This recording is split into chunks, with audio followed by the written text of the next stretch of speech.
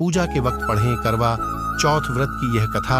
करवा चौथ पर व्रतियों को करवा माता की कथा पढ़ना चाहिए।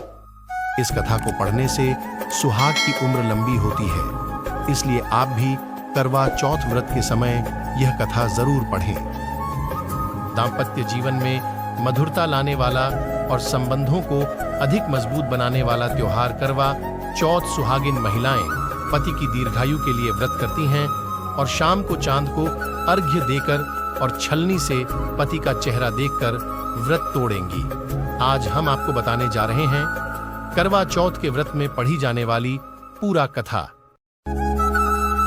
करवा चौथ के व्रत की कथा।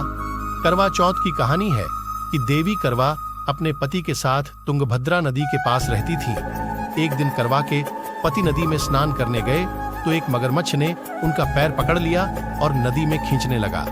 मृत्यु करीब देखकर करवा के पति करवा को पुकारने लगे।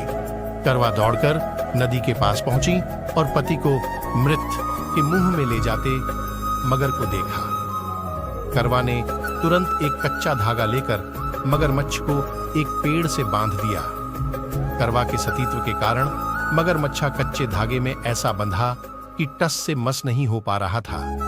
करवा के पति और मगरमच्छ दोनों के प्राण संकट में फंसे थे। करवा ने यमराज को पुकारा और अपने पति को जीवन दान देने और मगरमच्छ को मृत्युदंड देने के लिए कहा। यमराज ने कहा, मैं ऐसा नहीं कर सकता क्योंकि अभी मगरमच्छ की आयु शेष है और तुम्हारे पति की आयु पूरी हो चुकी है। क्रोधित होकर करवा ने यमराज से कहा, अगर आपने ऐसा नहीं किया तो मैं आपको शाप दे दूंगी। सती के शाप से भयभीत होकर यमराज ने तुरंत मगरमच्छ को यमलोक भेज दिया और करवा के पति को जीवन दान दिया। इसलिए करवा चौथ के व्रत में सुहागन स्त्रियां करवा माता से प्रार्थना करती हैं कि हे करवा माता, जैसे आपने अपने पति को मृत्यु के मुंह से वापस निकाल लिया, वैसे ही मेरे सुहाग की भी रक्षा करना। करवा माता की तरह सावित्री ने भी कच्चे धागे से अपने पति को वट वृक्ष के नीचे लपेट कर रखता। कच्चे धागे में लिपटा प्रेम और विश्वास ऐसा था कि यमराज सावित्री के पति के प्राण अपने साथ लेकर नहीं जा सके।